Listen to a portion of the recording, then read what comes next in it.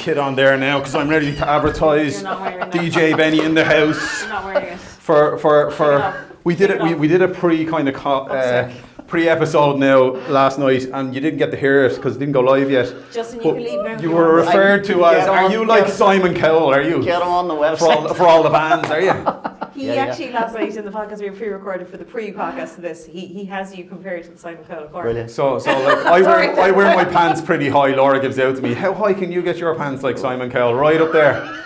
But now, you're not wearing this. After chatting to himself now, I think you're more like the Tommy Mottola than Simon Cowell. You're like a music mogul with the amount of things you've got going on. Who is Tommy? I'm Tommy Mottola. What the head of Sony? He's got all the money. Fucking Not at all. Oh. Get the photos. We'll get. She's that going to eat that now. You got to take that off because she. I got to save the dog from it. Gave her a toy, the best toy in the world. So is this you dressed, love? Is it? We're ready to go. We're good to go. Awesome, love it. Do you want to introduce the show now, there, Laura? Dog's fierce excited. Oh, we have started. Oh, that was part of it. Oh, fantastic. Were you ready, Justin? I'm ready, right? Yeah, the ice is broke now. Yeah. I suppose welcome to the Laura Welcome to show. the Penny and Laura show. It is the Penny and Laura show. He gets very excited. Anything music related, and this man just goes up to a whole other level and just like goes for it. Yeah, I reckon I've got an ear. Love it. So today we have the Simon Cowell of the wedding industry, apparently. I mean, like... Don't know about that. Yeah. More of a Louis Walsh kind of thing. That's exactly what I said. Go on, tell us. Who's the Louis Walsh of your... But we've got Justin from Partybands in with us talking. Yes. Apparently we've got Banshee joining us as well, Justin. I'm very sorry. Yeah. Got a best pal. Yeah, Justin has a pug, and apparently the pug smell now is drawing Banshee in. Formerly of the Guilty Judges, I suppose you were just... Well, that's how we know you originally. You were too good for your own good. Yeah. Well, I don't know about that. But that's how it all started, was Guilty Judges. And then it grew into Partybands.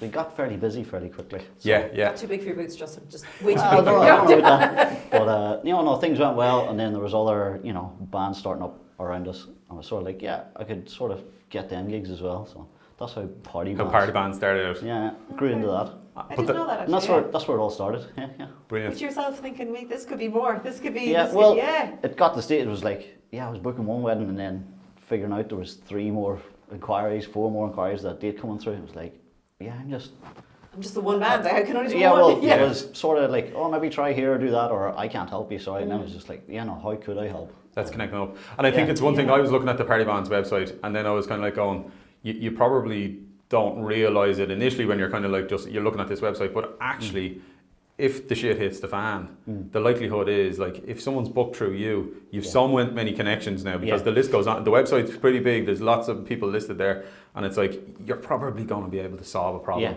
well that's the main thing. We're the problem solver. Like people come to us, we book the weddings, and if anything goes wrong, that's what we're here for. We're like, and it does happen to very rare time. Yeah. It's like cool, no worries. We've other bands very similar, they'll be able to step in, or a ceremony singer or something is like, we can fix that problem. Yeah, and they can phone us instead of just freaking out and not knowing what to do. That's what we're here for. That's huge for people. Yeah. But I am going to say though, I'm going to miss the days now where we're going to go out and bump into the Guilty Judges. It's an end of an era there now, Justin. They were good times, They were good times. But the lads are doing well from the band. I mean, they've gone on to bigger and better things. They have. Well, Liz Fionn, who's in the band from the start, and Rob. Yeah. Like, Rob's away teaching now. Very happy boy. Very different. Yeah, happy, but I think the stress is a lot less now. Okay. Being in the wedding band. That's amazing that being a teacher is less stressful than being in a wedding band. Well, he's still out gigging here and there. I know he's stepping in for a couple of gigs for us in the future for other bands. Like, he enjoys gigging and less pressure gigs. I think he's in for doing, so he's happy enough. And Fionn, he's off. He's with Kane to Crow now in the UK. He went there. It's mad actually when you see his Instagram posts and it's like he's a massive stadium. Yeah, we're all very proud of him. So, we're all rooting for him. No, isn't it brilliant though when someone gets a break though, isn't it? Like because you can grind in this job. I suppose like traditionally like lads working in pubs or whatever it is, going from gig to gig to gig, and you can really be grinding and it's nice to see someone actually get a break. Well, it's like he worked really hard. at doing that, and like he sort of laid out a map to go there. Sean Murray, our guitar player, like he moved to London. He knew a few musicians there. He done the same. He played with Kane. He's now with Niall Horn. But I feel like you're name dropping. yeah, big time. Yeah. It's crazy. I don't mind yeah, dropping. It's amazing. But it's so like, how was it for getting tickets now, please? yeah, I like tickets. So as well, I can get them. Like, I hey, get them. Justin, so you know you know someone who knows someone who knows Niall Horn. Yeah. yeah. I'm in. But no, they sort of laid it out. They worked hard, and yeah, they went there to do that and laid it out for themselves. You know, so fair play to them. It's what they were chasing, so they're getting it. You know, it and I suppose while we're on the kind of the bands end of it, rather than we get into the agency end of it, it's kind of like specific to like one band. Is there like advice that you'd like to give to lads, or kind of if a band is starting out and kind of like they're into weddings or they're in the pub scene or whatever it is there kind of like, I say you've learned so much and you've seen a lot, but like is there any kind of tips that you give to lads that are either starting out? Loads. Yeah. The first thing, like if you wanted to be in a wedding band, like I would go and try and shadow another wedding band just to see what goes on, because it's very different from a pub set. Big time, like, people going into pubs and playing, it is a different atmosphere for going to a wedding. Yeah. You need different songs, and different tracks. Laura would often say it though, if a pub band comes in cold to a wedding and they haven't really got wedding experience, we learned. It's a different start. We learned that the hard way. we learned it that way. Like, but you can't just plug in and start. It just doesn't work that way. I remember, like, because we started in the Oliver Plunkett back in the old days. We were gigging there late night, doing every Friday night. People started coming up, play our wedding. We're like, cool. Yeah, nice one. We played a wedding, but we turned up the wedding. Like, I remember the first one, the sound engineer was just like, guys, you have to take a break. And we're like, do we? Like, we just didn't know it was going. Like, okay, they're bringing tea, cake and stuff out. Did you remember to do a first dance? Or? We were like, first dance, how does that work? We were all like, cool, we get the song. Do you play it at the start or what do you, like, we just didn't know what happened. We did learn that way. So if there was bands looking to get into it, go and talk to, somebody like me, I can tell you it all. Yeah, or share the information. Yeah, find another band that's doing it and just go and hang out and see what goes on at weddings. I suppose we often say like the difference between your first wedding and your 10th wedding is huge. Yeah, big time. No matter what service you're providing. Yeah, it's a different experience, the wedding industry. You do pick up things quick, and like there is a timeline and a frame to weddings, like. Things sort of. Yeah, it's all about timing. But there's a bit of a course on a roadmap to when, you know, when to be there, what times you should be kicking off, you know, who to chat to, do this. When you learn all them bits, you know, you just go and tick the boxes every night, like do this. That's right. You know, do that. You do get very used to it. And it must be for music as well, like going to different venues. One, you're dealing with different managements, different setups, but then the sound must be completely different in some venues versus other venues versus pubs. We find most of the venues around here, like, listen, you don't need massive big rigs and stuff. Yeah, you obviously need a good rig that'll do a good dance for 100, 200 people. Yeah. But you don't need stuff that's going to blow people away. And I always say to lads, like, a bride will never ask us what speakers we use or anything like that, so. It's true, actually. Don't focus on all of that. Yeah, get good quality gear that'll work and be reliable and have spares. Yes. Yes. Spare mixing days. You don't know that gig doesn't have it. This is very true. But you're right. Like, so, like, what we often say, like, I probably said it last night in the podcast, is once they walk up the aisle, it's like the place could burn down after that, but they're only going to do this once. So they're walking up the aisle once. So if that camera isn't working, you better have the spare on the other hip that's ready to go. No, that's a big thing, because I remember we used to turn up with a sound engineer and stuff, and he'd look after all that, and then went out and done themselves. And there was the odd time a speaker went. Yes. You just have to be able to manage it. It was like, all right, if that's not working, we can do this or do that. But like, you'll only learn that from people that's been in the game and can tell you we learned the hard way, you know. Because we have been there with 4 bands, like for summer, they go to start and a speaker just goes, and it's just like you can sense the panic, and everyone's like running to try and get it fixed. I have chatted to DJs and stuff, and they said, I turned up and the band, something wasn't working, their speakers weren't big enough, or their mixing desk failed, or whatever. It was like, I had to pull them out of a hole, and if I wasn't there, nothing was happening.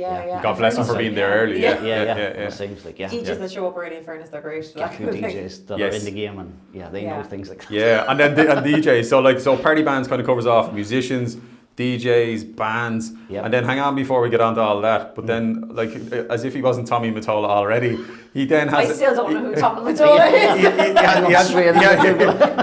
is. He has another part of the website where there's photo booths, vintage photo booths, 360 photo booths, sparklers. Any of the fun stuff, right? We do. You're on the fun. You're on the fun end of it. Yeah. But the main thing is all bands, DJs, ceremony singers, day two, one-man band type things, all that sort of stuff. Okay. But any of the dance floors, selfie mirrors, photo booths and stuff. Yeah. We don't have them all ourselves, but we're connected. Or you've connects too. A couple other people like, they'll sort you out, they'll do that for you. And like some people ask me for, do you know magicians and stuff? Like, I would send them, point them in the right direction. Yeah. Go check out Jer or whatever. So you're a wedding planner. Sort of in a wee way. Justin, the wedding planner, we have to get a little earpiece, a clipboard. We can bring you along, and you'd be like, Justin, what's happening now? And you're like, oh. He's not J-Lo, he's Tommy Mottola. How many people are you? But in terms of, let's go with DJs, because you hinted on DJs. So like I suppose there's probably different types of DJs, which is your basic guy who shows up and does bare minimum, and then there's other guys like we mentioned, we saw on the other would bring the big rig, and kind of like they've got a whole setup. Yeah, what's the kind of scope in that? Like couples want different things. Like most want the band and DJ setup, but there's some that want I want a DJ to play all night. Yeah. We do see the all-night DJs. Hardcore dance music, no matter what my mommy wants. But there's some like. I'd always get in touch with the couple and find out what they want and try and match them up to the band, or point them in the direction. Here's 3 bands that I think will suit what you're looking for. Okay. Or check out these 3 DJs, or trying to lead them that way, and then process of picking out, right, cool, they watch the videos, go see them live. Yeah. Happy enough, let's go. Yeah, and I suppose because they do a lot of the bands that are with you, they would, and the DJs, they would do a lot of the pub gigs as well, so people can actually go into the local pubs and watch them. Yeah. I'd always recommend go and see your band live, and if you can see them in the scenario, for example, a wedding band. If you can see them at a wedding in their environment that you want to book them for, try and do that. I've noticed that actually. Do you remember before you'd be like, so you'd be at a wedding venue and the band would about to start, and then you'd see these like random few people at the door, nervous, like literally popping their heads and I'd be like, "Hi lads, come on in," and they're like, "No." I'm like, "You're grand. Go up and just stand there. You'll be great." I haven't seen that in ages. I don't know. It's a bit of a thing. It was sort of like, I don't know if you recommend it a lot. I'd always ask the couple, is it okay if 2 people can pop in, but you sort of look. Stay as long as 20 couples don't show up. Stay at the back room and don't be. But that's it. You can pause you up in the bar and you still get a sense of what's going on. Yeah. But you get to see them that way. And the thing we'll try and put on like showcases and stuff and the pubs. Yeah, so you can go and check them out, see them live. So the way, like, it could be like you could ask a couple to come along and be like, "Come on, watch the wedding bands, get the crowd going." Yeah. Do you know the way some days people are just not goers? Yeah. There's a fear though that you go along to a wedding or that day they just don't like music, they just hired a band and or you're they could be drinking. Come on and dance. It's like we're not coming dancing at 10 o'clock. we'll be over at about 11 o'clock. Some lads are just like, or if you have a smokers crowd, it can be tough to keep a smokers crowd. It's very rare. It's like this day and age, when there's a smokers crowd because you know that there's 50 people outside, and it's so rare. But you get one every somewhere where like. For some reason in this wedding, there's 50 people outside smoking. It'd always be down, it's another thing I always recommend to couples getting married. Always think about the crowd that's there. Yeah. Like, some of them would come and just want, they're into heavy metal or whatever, and we want Metallica and Rage Against the Machine. Just like, cool, we've got a band that'll do all that. But think about the guests and maybe, what else is happening there, Grannies and grandads might want up for a bit of a waltz or a jive or keep everyone happy. Get everybody involved and let everybody have a bit of fun. Everybody wants to dance when they get naturally want to get up and have the crack and have a dance. So most weddings it is crack. This was actually one of the last ones I saw. Yash, remember?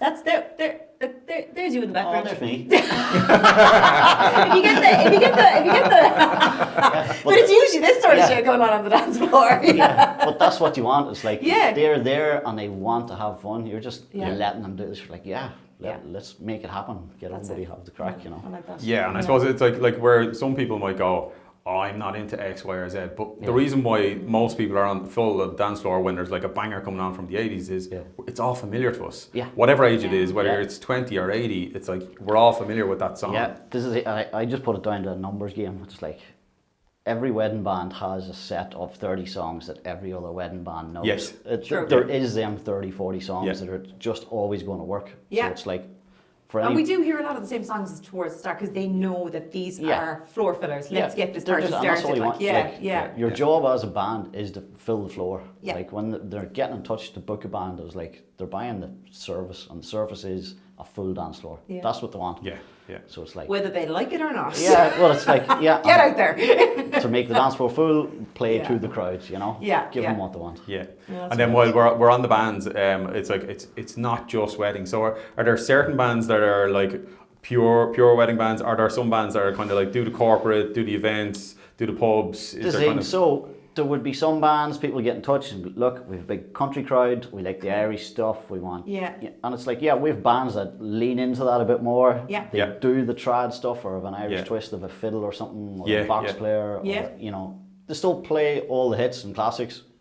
But just in their own style. Yeah, just in an Irish twist out, and again, we learned this the hard way. I remember we got booked for a wedding, went down to it, and they only wanted country and waltzes and jives. Yeah. The guilty judges. Yes. Okay. I remember playing this wedding. I don't think I've ever heard you play a jive in my life, but yeah. Let's say it was very difficult, and it was a light dance floor. But you did it though. Yeah, we struggled through it. But I remember after it was like, that just wasn't nice on both sides. It was like, we need to make sure that if somebody's booking us, that we find out do you want loads of country and jives and stuff? Like, we want all, right, cool. We're not probably the band to get. Let's go with, But at least it's great that you have that, and you have that knowledge that you can steer people in the right direction. Because I think some people misunderstand, not misunderstand, but they think they're booking one thing, or they just assume that you're a band, so you'll play anything. Yeah. Yeah. But it's here, put this song on. It's like. Okay. Oh, you know it's like. Yeah. It's like, you see me move my hands. Yeah. But that's the thing. I would always try and match, so the band and the couple and the vibe is the same. It's just good for both parties. They're both getting what they want then. Yeah. I'd prefer to send the band down there and know they're going to knock it out of the park, and everything's going to work out. Yeah. I like that. And there's a happy ending for everybody. Yeah. Because you're getting married yourself. Yes. This year. It's very exciting. Yeah, it is. Katrine, we'll give her a shout out. Yeah. So November 29th, we're getting married. Yeah. Big day. Very exciting day. So there'll be no bands available that day to play anywhere in Cork. They're all going to be at your wedding. I tell you now, there was actually, there was a couple got in touch. No, it wasn't for a wedding couple. I think it was a day two or something. They were looking for somebody, and I was just like, "This is very difficult." And but it's my wedding day. I was like, "It's very hard to find musicians for this day." We got them sorted because they're all going to be at the wedding. Yeah. Because you were saying that your day is obviously going to be full of music. Yeah. I understand that. Yeah.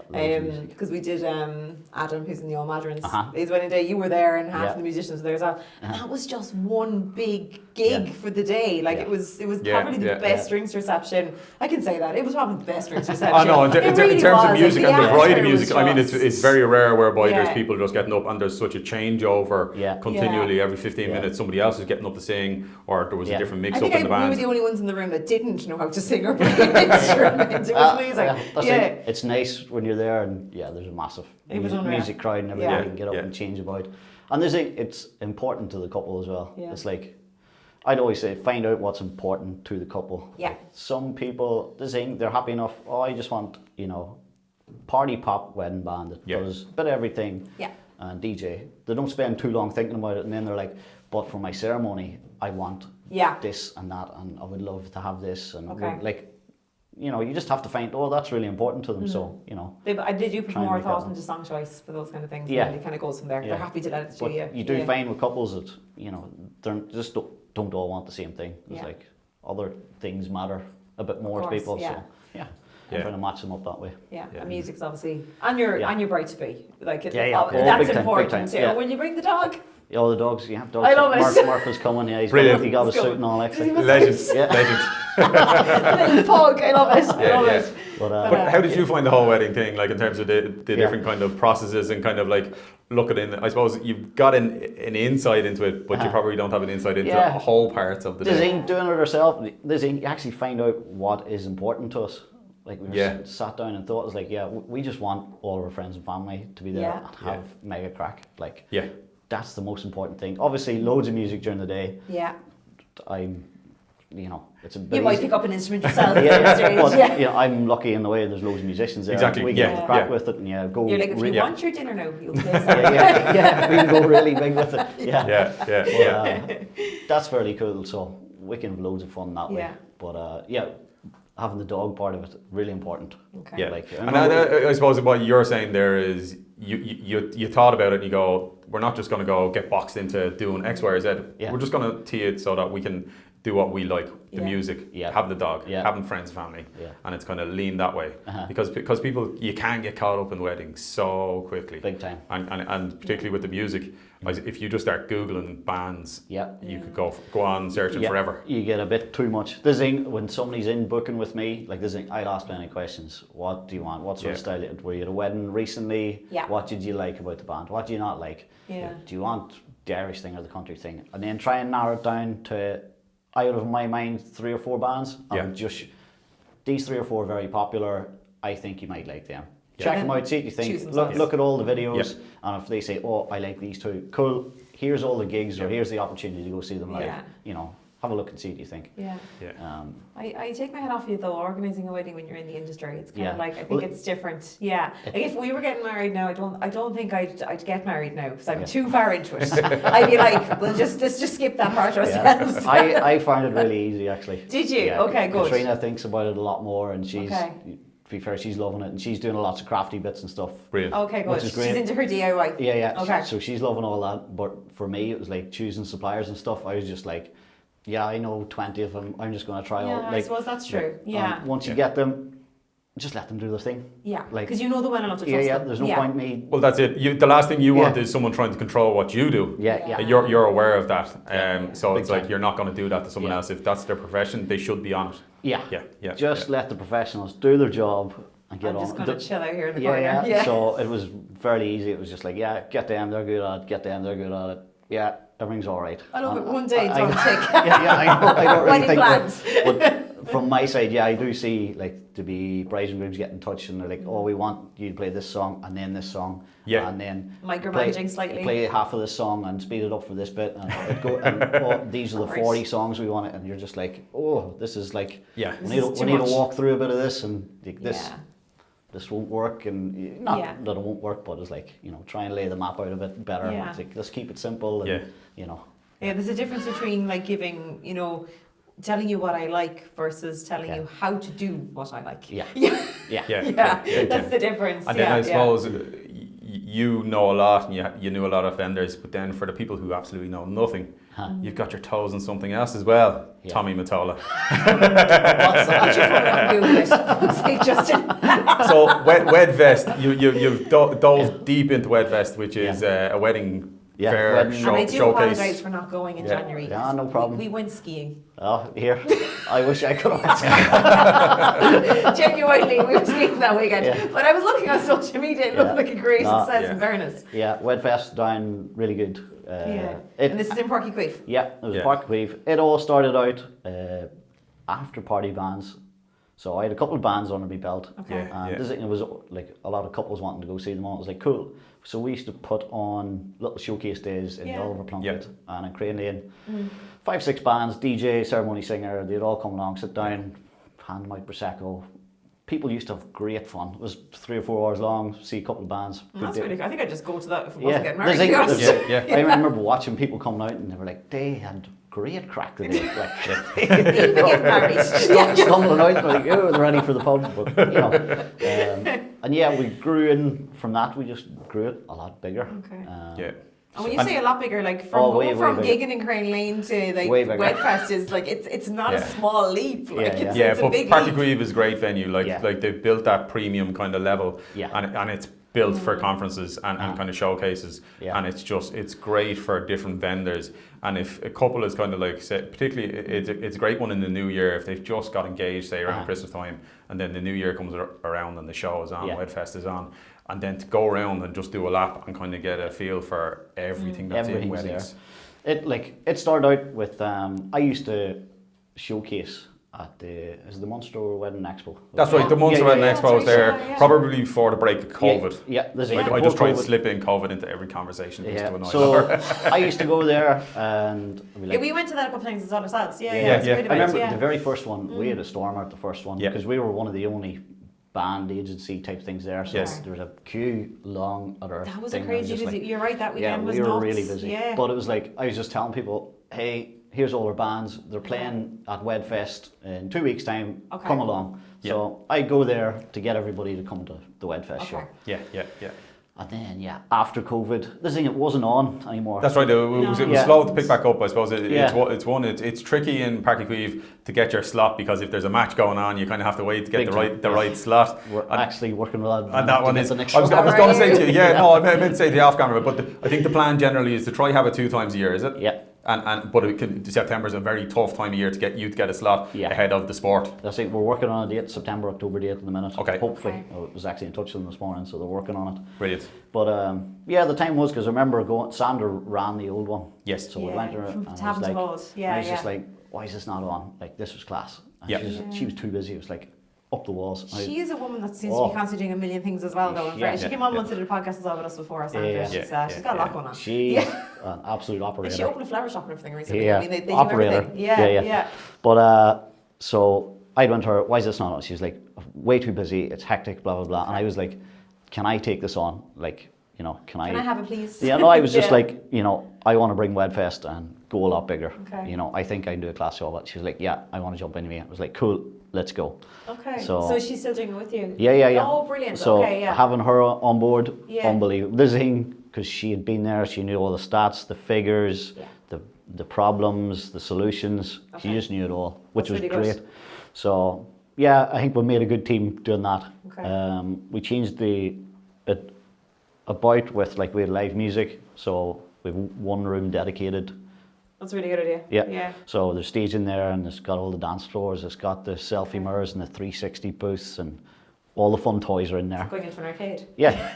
Well, and we've it all, like, it is all blacked out. We try to make it as close to the atmosphere of the wedding. Yeah. So, and like, when it was on, there's people dancing and having the crack at it. Oh, that's good. Well, I saw on the VIP, bottomless bubbles, is that correct? We had that on. Did you have to pull the plug on that? Yeah, I had to pull the plug in that one. No, it's gas. It seems like people are going to a wedding trade show. Yeah. You think they'd be nice and polite, but they go in gangs and they're going on the sesh. The girls are like, let's have a go. Yeah, the whole point was I wanted to make it an event where you could go to it and actually be entertained and have the crack. You were still having the Crane Lane session, but at Wedfest. I want people to go to Wedfest. Okay.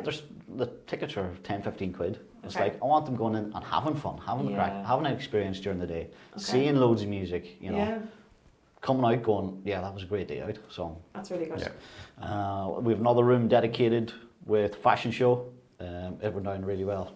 Stormer, that one. Brilliant. And then loads of suppliers. Yeah. Okay. I think we had 100 suppliers at the last one. Yeah, that's amazing. And I must say, like, we cut our chops. One of the ways we really started out was doing trade shows. So we did the RDS, City West, and we're doing shows down Munster area.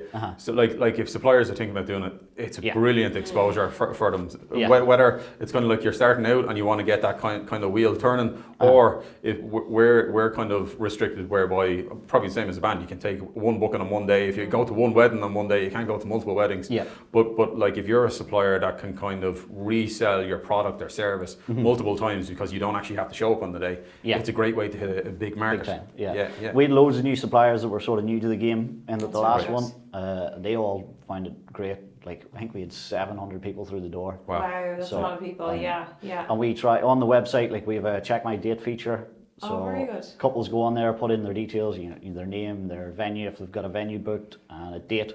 And there's little check boxes like a photographer and bands DJ. They select the stuff they're looking for, and a little message box. Fill in the message box, hit send. It goes to all the suppliers. Okay. So great for suppliers because they're getting all the leads, and they can get they can check. Oh, I'm free that day, and this looks like. But at least it cuts out who's not available, and you go from there. So because that is one of the when we were at trade shows, is like before we start a big conversation, because you can get into a conversation for 5 or 10 minutes, whether it's casual or whether it's a sales pitch, and it's like, check your wedding date.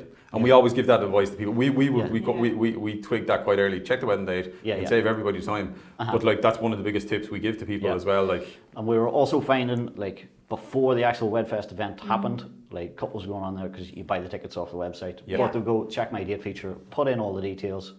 And then you know what to go look for. Yeah. But a lot of a lot of the suppliers are getting back, I'm free, and they're starting conversations already, like, we might match up, and then on the day they actually get to go see them in the flesh, like, I've been chatting to you already. Yes. There was suppliers there that had come and I was talking to them, were like, I've already booked 4 or 5 weddings before the event has happened. Very good.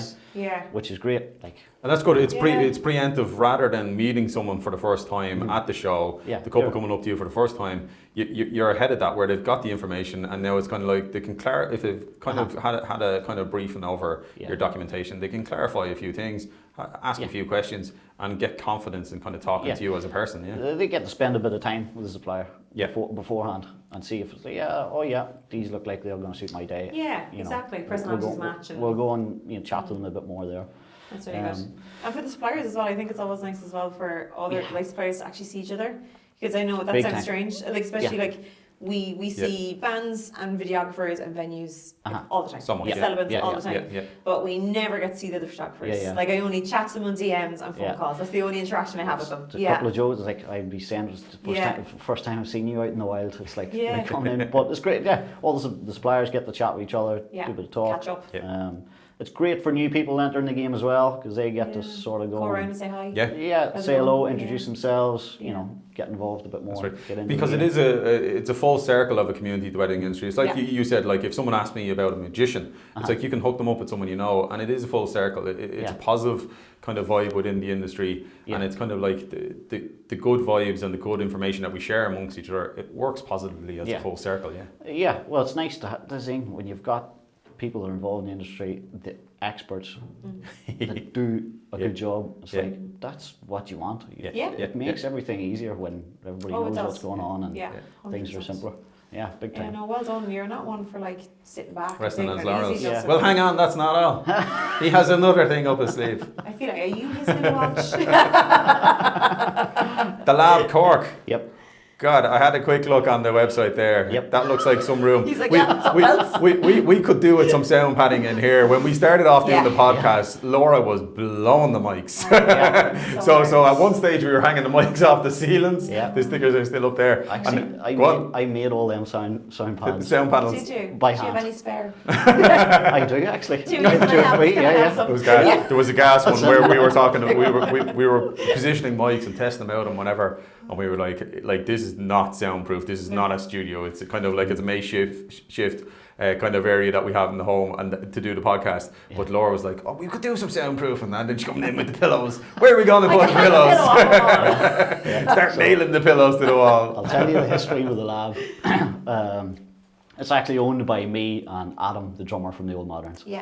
So again, during COVID, everything shut down. We weren't out gigging.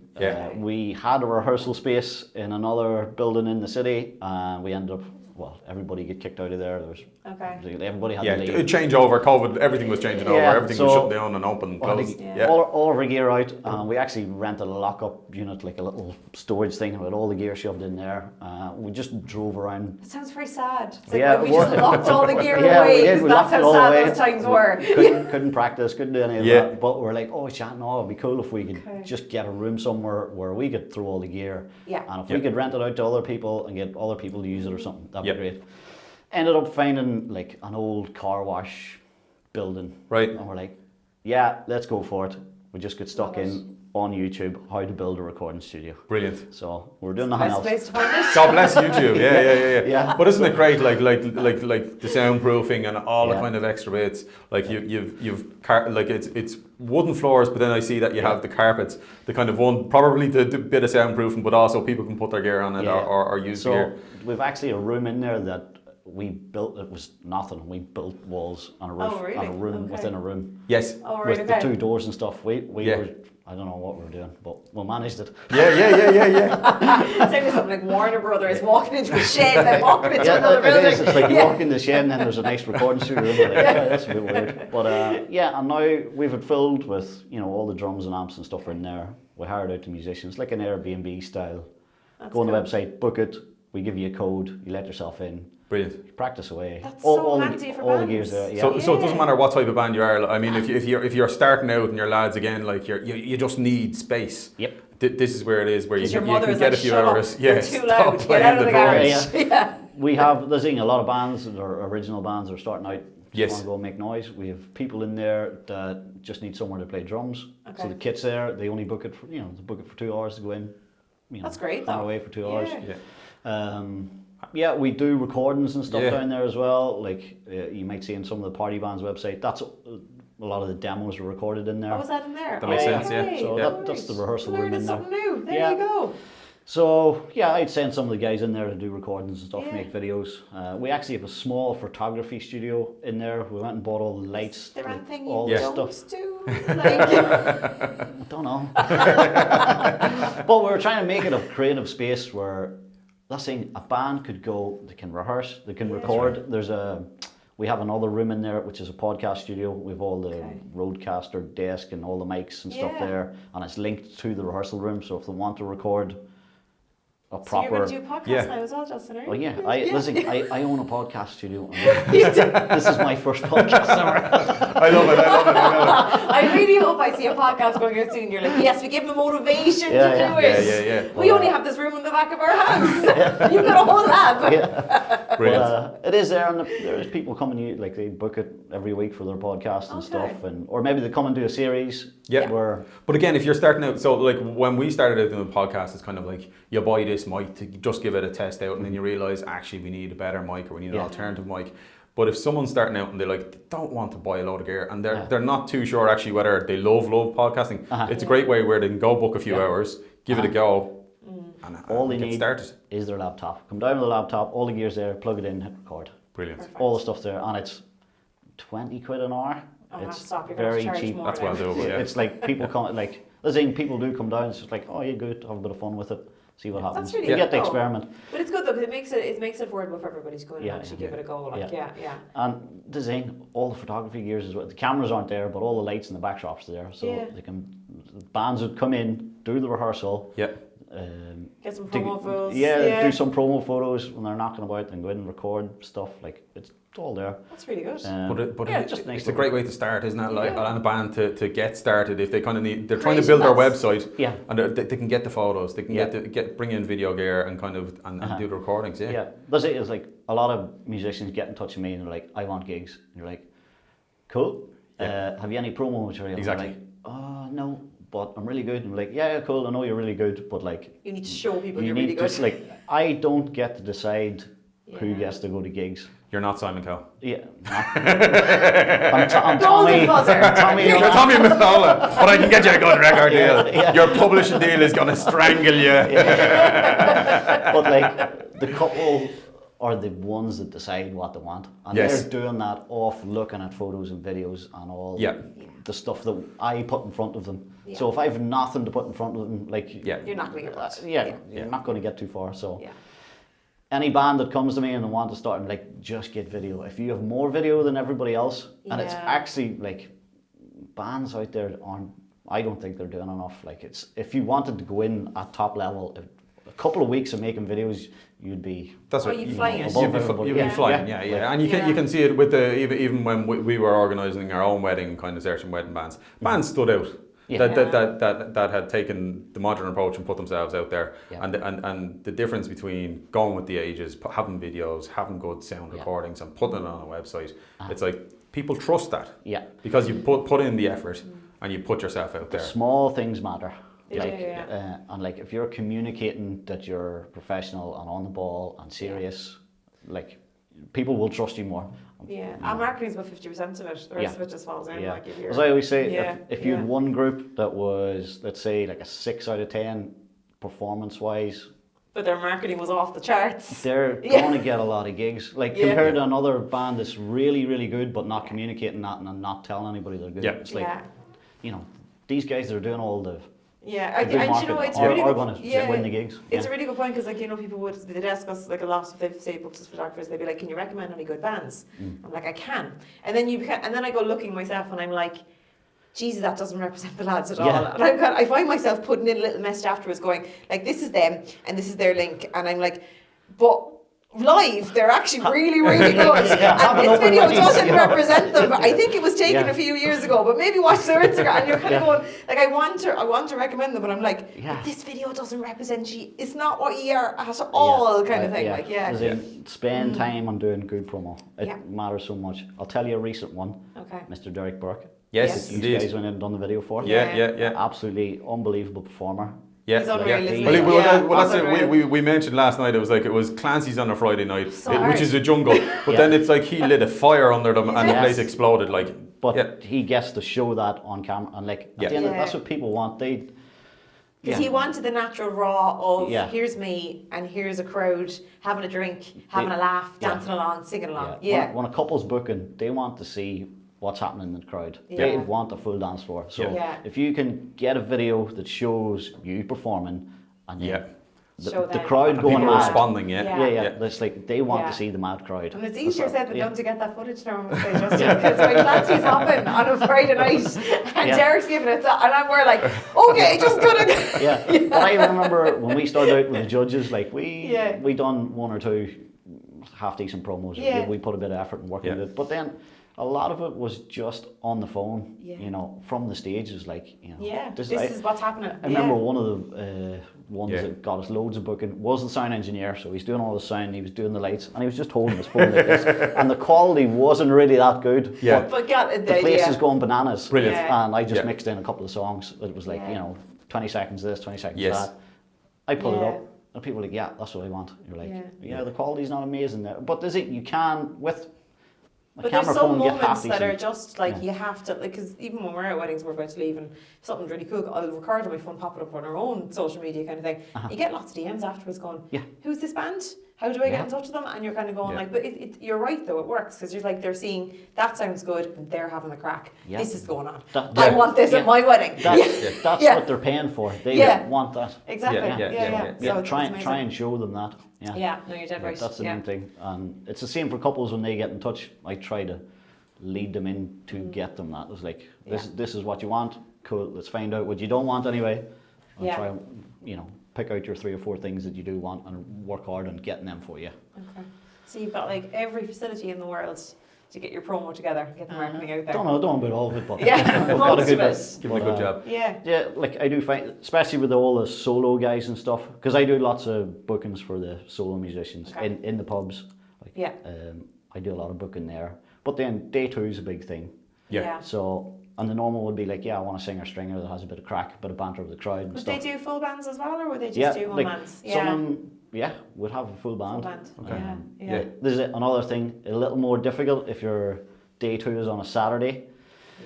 Because a band will prioritise to be at a wedding that night. Yeah, that's right. So I would always try and send the bands out at full price that night, because if you're prepared to pay that and you think it's alright and you want it, go for it. Sunday's a lot more easier to get bands and stuff. But the normal one would be a singer-stringer. That has a good bit of crack and stuff.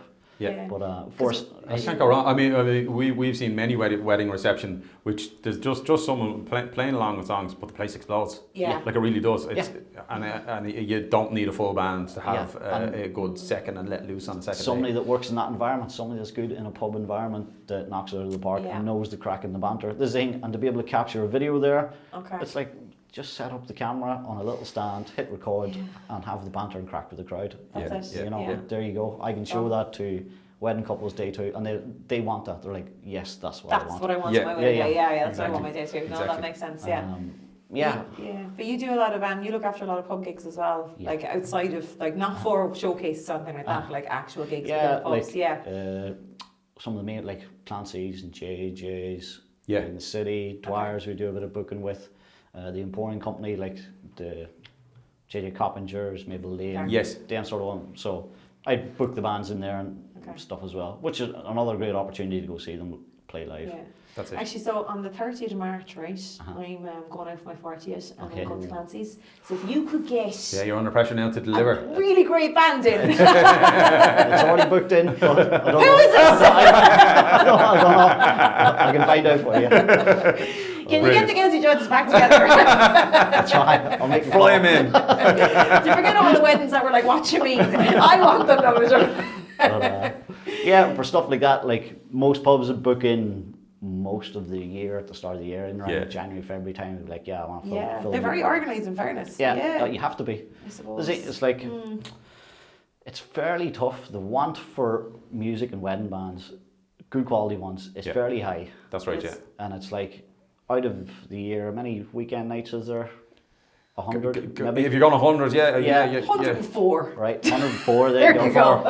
But then for a wedding, if you knock off about 10 of them, it's 90, you know. Yeah. And the thing is, like January, February, They're odd October, months, November. Yeah. So it's not, and like them 80, 90 weekends. Yeah. Very, like, everybody wants them dates.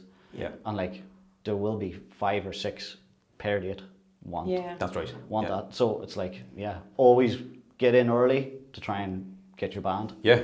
People are surprised, Always. a good band goes 2 years out, like it can be tough. I know people go, let's get married within a year, but you have to. We always say you have to make the concession. If you're going to get married within a year, you might not get the photographer, you might not get the venue, you might not get the band. But if you really, really want, say, a band, you're like absolutely want a band. But always book well ahead. And there's some of my bands we try and book all the showcases in the off months. Yeah. But they do like to do 1 or 2 during the summer. It's something different as well, isn't it, though? Yeah, but for them, they like to break it up. Okay. Yep. Just not do one wedding and go to a pub. Change the scene. Yeah, change the scene, relax a wee bit, have the crack, try out new material, that sort of thing. Yeah. And they like to keep that night, so they're like, that's our night for, inviting more couples in and trying all that stuff. So couples will get an opportunity just because it's on season and they're busy. Do watch out for the showcase. You'll probably get a chance to see the band. Yeah. Like that's like on the Partybands page. I have a gigs page with all the gigs coming up listed. Makes sense. The other great place is Wedfest. I have all the bands there and they play. You get to go see them all. Yeah. Have the crack. Yeah. Date to be announced. Yeah, date to be announced. I have a January date. Okay. Oh, do you? January 19th. Oh, is this an exclusive? Yeah, exclusive. Oh wow! Heard it here first. There you go. Hey. Jumbo skiing. But it is a great thing. It's kind of the September, October kind of slot when you do have a lot of showcases and trade shows on. Like that's kind of like people being proactive. But it's kind of like when January comes around, it's either newly engaged or it's a new year. We better get cracking. Yeah. And it's a great way to kind of if you've kind of let it go into the new year and you're kind of like, let's get going. It's a great time to kind of lash into it, go to the show, and you can cover off so much. Like I do find for the January show, it's everybody's very recently engaged. All the Christmas engagements, so they're out there. Or even just from the summer when they were on holidays, those proposals around the world. Yeah. But that's it. It is massive. There's everything there. They do get to see a bit of everything. Okay. That sounds great. A great spot to see them all. But I'll have to go.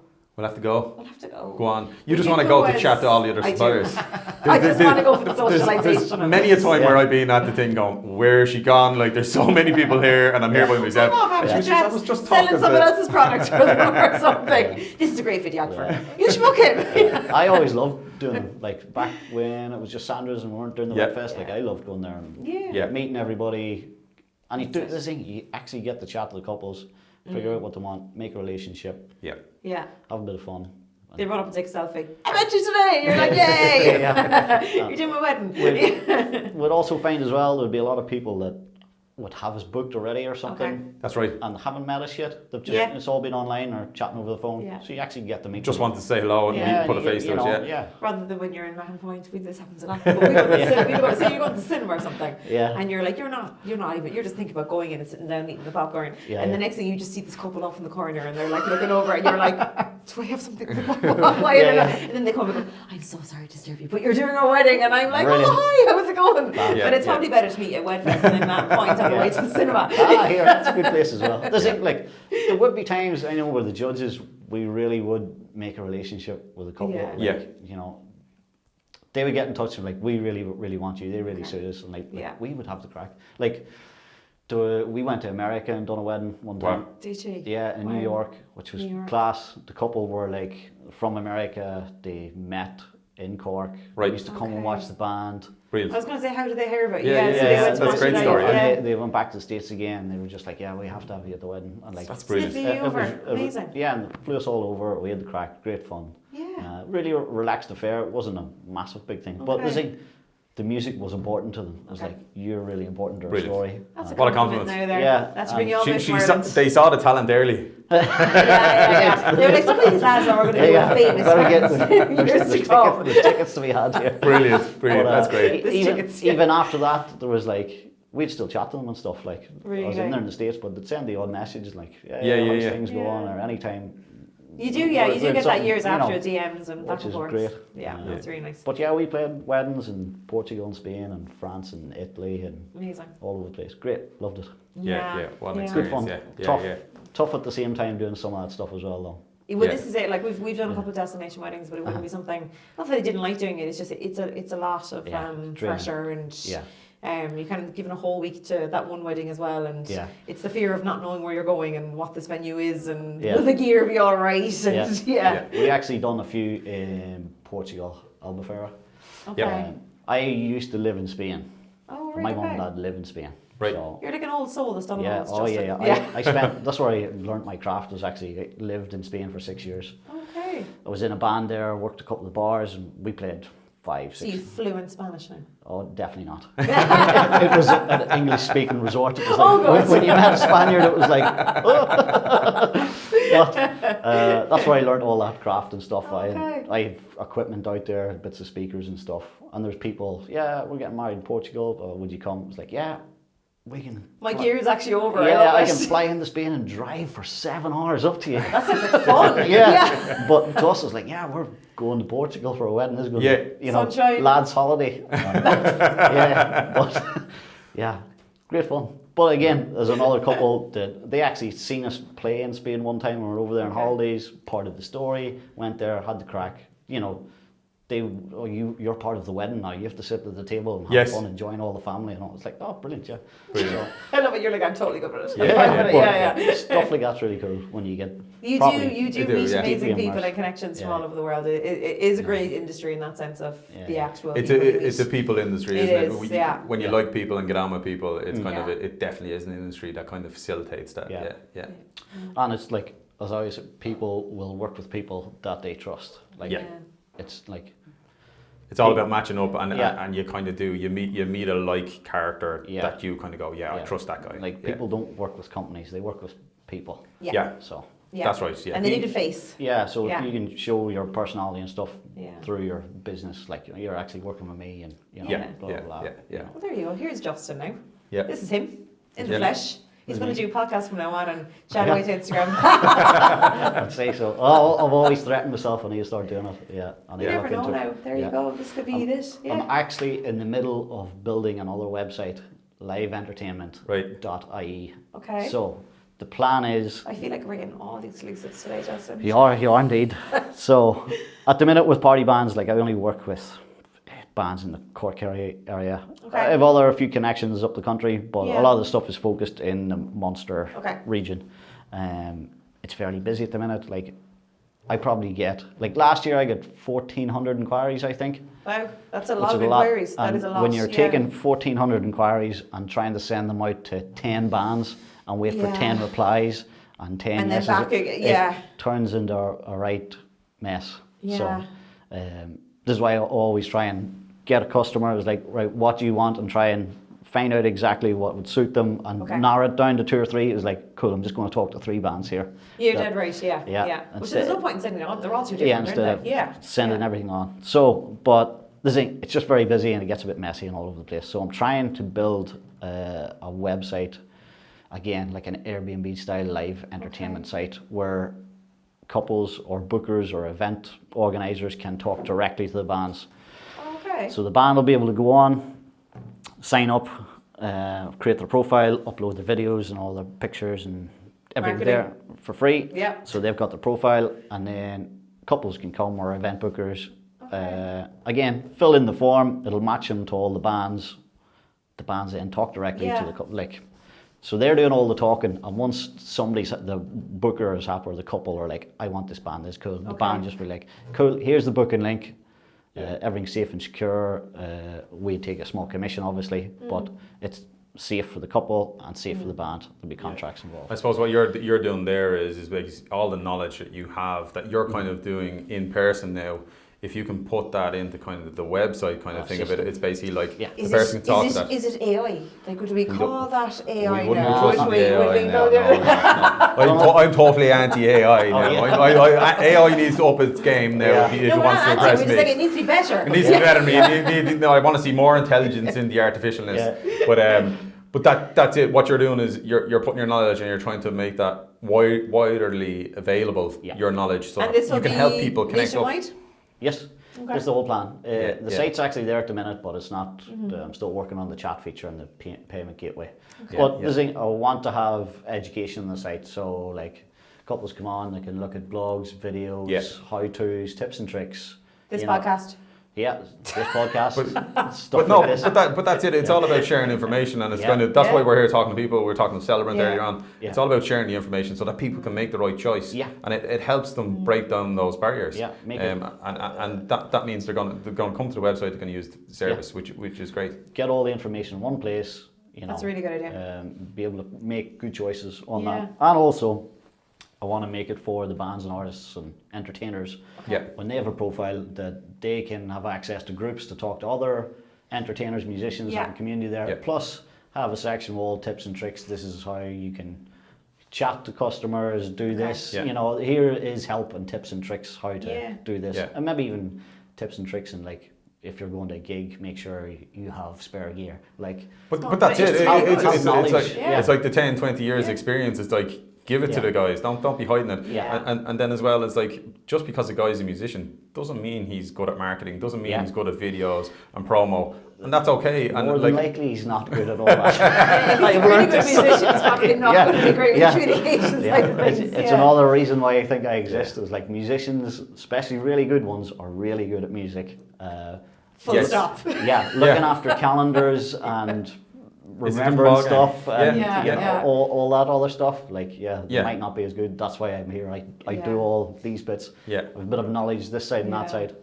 Because this industry really is that, the actual playing as a musician when you're there on the wedding day is like, obviously it's the end goal, but it's like, it's only a minute part of what went on to get there. And you need to be on all of it. You heard half the story that Wade went through from the judges. We originally started out, I knew from Fionn after Spain.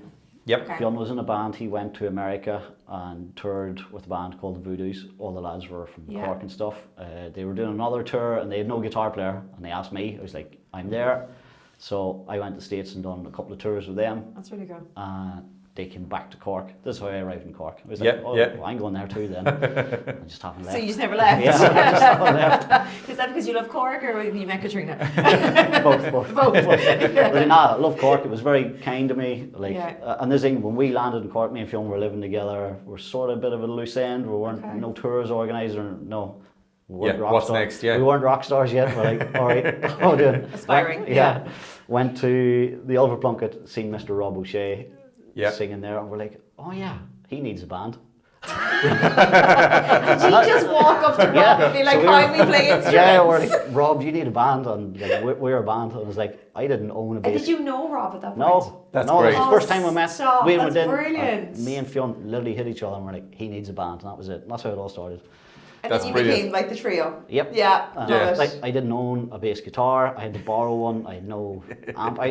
We had nothing. It was like. So you offered to play for Rob, but you didn't actually own an instrument. Yeah. I love it. We're a band. We're working on the instruments, but we're a band. You wouldn't actually offer to own a bass, Rob, would you? That I could play. Like, what do you play? I was like, I don't know. What do you want me to play? And a lot of you are such bowsies now. You're such buddies. You wouldn't think that you would have just walked up and said, "All right, bye." That was pretty much how it all started. Right messers at the start. Brilliant. I think with all that, the thing we started playing. I remember when we started playing, me and Fionn were getting 25 quid each. Stop. Yep. That's how we that started. was so many decades ago. So many. But we were playing a little, but we loved it, and it was just like, that's learning your craft. It's crafting to get to where you are now. the hard way, but it was I great. think that's sometimes a good way though, because you learn a lot more along the way. I would get a lot of people coming out of the music school here. Yeah. That have come out waving a bit of paper saying, I am a musician. I'm ready to go, And you're like, cool. And they're like, I need top dollar. And you're like, oh, okay. Like they want the highest amount because they have a bit of paper that says they're a musician. Okay. But you send them the gig and they're like, I'd be getting called, how do you plug the microphone in? How do you do this? How do you different do ball that? game, like, they just, and it's like, you're not. But even you're not there yet. Like, dealing with a crowd, dealing with different situations, whether it's behind the scenes with equipment or in front of the scenes with the humans in Clancy's going nuts. They might be alright in a recording environment where everything's, you know, somebody's there setting everything up for them and they just singing. It's like, cool, you can do that, but you have to know all the other little bits and bobs. When we were in America, I was also a sound engineer there, so I had a bit of knowledge. I'd done a bit of studying on sound engineering. You had a piece of paper? I never actually got me a bit of paper. That makes you a good sound engineer. But so I had learned bits there, so I could bring all that into the judges, bits of gear and equipment, like I have a bit of knowledge about that. Okay. But I do find people coming out of school to think they're like, oh yeah, I need top dollar and I'm ready to go here. It's like, you need the life experience. The practical go into the pub application, and, do a bit of the. It's not. It's tough work. Away, but it's putting in the hours to get there. And at least then you'll have the knowledge when you go to things like weddings. If something blows up or breaks or something doesn't work, it's like, oh, I can troubleshoot this because I've done this before. Rather than standing there going, what do I do? What's happening now? Who's helping me? Justin. Because it's a time critical thing. It's with photography on a wedding day. It's time critical to find the solution and know to go to a solution.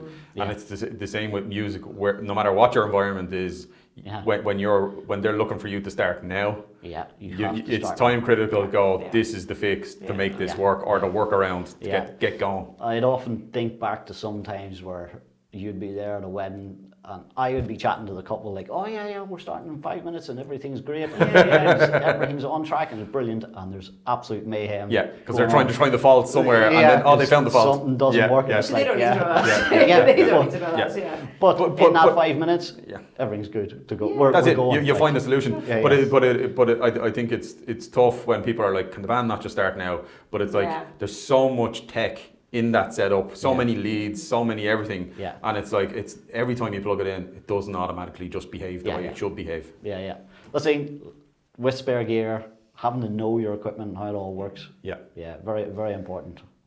Don't try and put it up for the first time at a gig. No. Or not at a wedding gig at least, where you're like literally there's no time at all. We gotta go. I've been to weddings when the DJ's trying. Oh, I bought these brand new lights and this and that, and all the bells and whistles and everything. And taking the foam out of the box. And he's there off the box. And he's there for the hour, and he's still trying to learn how to plug it in. And he's got the manual out. It's like manual. What a charge in the corner. Keep playing, lads. Keep playing. You just do 3 more songs. I'm almost there. Brilliant. I love it. But cheers for coming in, and it's like I think we can actually talk all day. You every time I think you've told me everything you do, there's more, loads more to it. We'll come back for another episode. We'll come into your podcast. We're coming in for the other angle. But I think it's great having people having the kind of the exposure to the wedding bands and kind of the different types of bands, different types of music, but being able to contact someone like yourself who has so much experience and then has all the connections through Partybands and beyond that, like it's a great kind of resource for people to be able to go to. That's what we're here for, is like we sort of get 2 types of clients. The client will ring us up. I'll be like, the old moderns, for example, like, I seen the old moderns and I must have the old moderns. That's brilliant. It's like, cool, you know exactly what you want. You've seen them. Let's go. Let's figure out for free and sort your package out and DJs and all the fun stuff. But then there is clients that ring up. They don't really know what they want, so it's but they need music. They need. They know they need music, so it's our job to figure out and try and get them the style that matches them and their crowd and will fill their dance floor. And also the bit of safety net where if anything goes wrong, we're here. It has happened on times like on the day of a wedding, a singer has yeah, got well, sick we're or all something. human, yeah. So if the singer's down, the singer's down. Yeah. If photographers got hit by a bus, they're gone. Yeah, yeah. So it doesn't happen a lot, but it has happened. But no, anything can happen. Yeah. And like this thing during the booking process, I would make sure I would have emergency contact numbers. Okay. You know, bridesmaids contacts, and it has been times I've rang up the bridesmaid. Look, the singer's sick, can't make it. We're sending a replacement band, or you know, there's a replacement singer. You know, the problem is fixed. Yeah, exactly. Please, but I'm just letting you know. Yeah, please let them know in good time that everything's okay and going ahead. Okay, brilliant. That's good. Yeah, and that's one bit of advice that we probably give people is we ring up with kind of solutions rather than ringing up going, there's a problem. The singer's not coming. Best of luck. Bye. Especially again, don't like bring it up. Coming out of COVID. This happened quite a lot, and there was couples ringing me or like, my band's not turning up on Friday. Yeah, they just cleared and off. I was just like, so they're just leaving it at that. They're Justin, not. And we had people ringing us going, Laura, our band is not coming. Do you know about? Like it was there was hairdressers trying to sort our photographers because people were literally just as you said. Just cancelling. Full stop. Just like not doing it. But you're a solutions person. Yeah. And you're proactive. Yeah. I had lots of changes and mess about at that time, but like I never left it. It was like, no, you're getting this, you're getting that. You know. Well, if you can coordinate that now with the amount of bands and the amount of emails you're getting, then you can coordinate anything in fairness to you. Fairly hectic again, just using computer systems and AI. Here, if there was an I tell you, the bands won't be needed in a few years' time. We'll just be kind of holograms there doing the AI, doing the music. Yeah. No. But thanks for coming in, Justin. No, thanks very much for having me. Brilliant. Enjoyed it.